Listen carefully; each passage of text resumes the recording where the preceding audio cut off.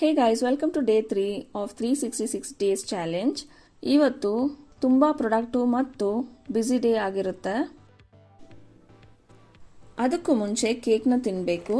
ಇದು ನಾನು last night purchase ಮಾಡಿದ್ದು. ತುಂಬ ಡೆಲಿಷಿಯಸ್ ಆಗಿರುತ್ತೆ. ನೀವು ತಪ್ಪದೆ ಒಂದ್ಸಲಿ ಟೇಸ್ಟ್ ಮಾಡಿ ನೋಡಿ. ಇದ್ರ ಬಗ್ಗೆ ನೀವು ತಿಳ್ಕೊಬೇಕಂದ್ರೆ ಪ್ರೀವಿಯಸ್ ವ್ಲಾಗ್ನ ನೋಡಿ.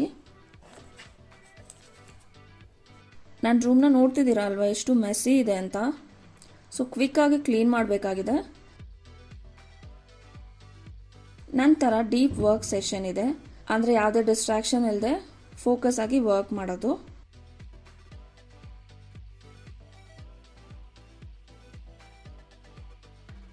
ಸೊ ಕ್ಲೀನ್ ಆದಮೇಲೆ ನನ್ನ ಟೇಬಲ್ ಹೀಗಿದೆ.